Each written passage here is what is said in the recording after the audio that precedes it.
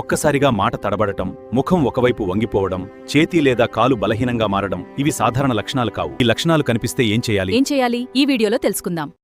అసలు brain stroke అంటే ఏంటి, దీని గురించి అవగాహన అనేది చాలా అవసరం. దీని గురించి మనం ఇది ఎందుకు వస్తుంది, దీన్ని మనం ఎలా గుర్తించాలి అనేది ఈ వీడియోలో పూర్తిగా తెలుసుకుందాం. ముందుగా ఈ వ్యాధిని అర్థం చేసుకోవాలి, మన కండిషన్ ఎలా ఉందో దీని ద్వారా మనం గుర్తించుకోవాలి. అదేవిధంగా అసలు బ్రెయిన్ స్ట్రోక్ అంటే ఏంటంటే, మెదడులోని ఒక భాగానికి రక్త ప్రసరణ నిలిచిపోయినప్పుడు లేదా తగ్గినప్పుడు మెదడు కణాలు ఆక్సిజన్ మరియు పోషకాలను అందక చనిపోతాయన్నమాట. దీన్ని బ్రెయిన్ స్ట్రోక్ అంటారు. దీంట్లో ఎన్ని రకాలు ఉంటాయంటే 3 రకాలు ఉంటాయి. ఒకటేంటంటే రక్తనాళాల్లో అడ్డంకులు ఏర్పడటం వల్ల వచ్చేది, అంటే బ్లడ్ క్లాట్ అయిందని చెప్తారు కదా, ఆ క్లాట్ వల్ల వచ్చే స్ట్రోక్ అనమాట. ఇది 87% మందికి తరచుగా వచ్చేది ఈ స్ట్రోక్. రెండవది ఏంటంటే రక్తనాళం పగిలిపోవడం వల్ల మెదడులో రక్తస్రావం జరగడం. మూడోది ఏంటంటే మినీ స్ట్రోక్ అంటారు, అంటే మెదడుకు రక్త ప్రసరణ తాత్కాలికంగా ఆగడం. ఇది ఒక ప్రమాద హెచ్చరిక అనమాట. సో దీన్ని మనం ఇమీడియట్గా గుర్తించుకోవాలి. ఈ స్ట్రోక్ని మనం తొందరగా గుర్తించాలి.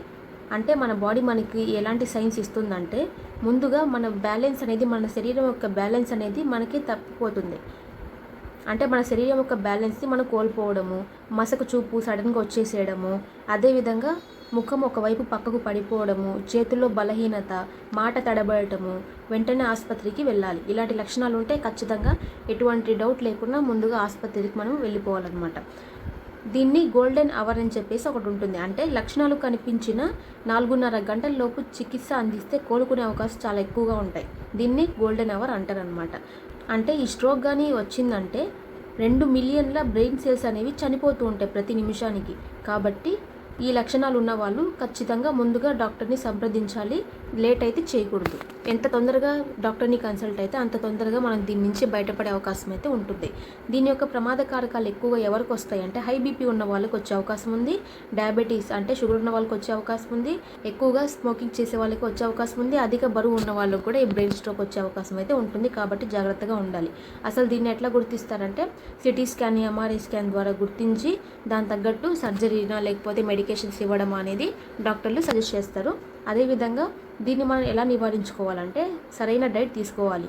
అంటే ఉప్పు తగ్గించాలి, ఎక్కువ ఫైబర్ ఉన్న ఫ్రూట్స్ ఇవన్నీ కూడా తీసుకోవాలి. దీని ద్వారా బీపీ, షుగర్ అనేది కంట్రోల్లో అవుతాయన్నమాట. అదేవిధంగా రోజు కనీసం 30 నిమిషాలు వాకింగ్ చేయాలి. దీనివల్ల బ్లడ్ సర్క్యులేషన్ ఇంప్రూవ్ అవుతుంది. అదేవిధంగా మన అలవాట్లను మనం మార్చుకోవాలి. ఏవైతే వ్యసనాలు ఉన్నాయో అంటే స్మోకింగ్, డ్రింకింగ్ ఇవన్నీ కూడా తగ్గించేసేయాలి. అదేవిధంగా బీపీ, షుగర్ ఉన్న వాళ్ళు ప్రతి నెల చెకప్స్ అనేవి చేయించుకుంటూ ఉండాలి. అలా చెకప్ చేయించుకోవడం వల్ల ఈ బ్రెయిన్ స్ట్రోక్ ఏమైనా వస్తుందేమో అని మనం ముందుగానే గుర్తించవచ్చు అనమాట దీని ద్వారా.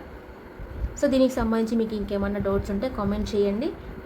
అదేవిధంగా ఈ బ్రెయిన్ స్ట్రోక్ రాకుండా ముందస్తుగా కాపాడుకోవడానికి, లేదంటే వచ్చిన తర్వాత పూర్తిగా మనం ప్రమాదంలో పడకుండా కాపాడే ఒక సీక్రెట్ సప్లిమెంట్ ఉంది. దాని గురించి తెలియాలనుకుంటే వెంటనే నా నెంబర్కి కాంటాక్ట్ అవ్వండి. Thank you.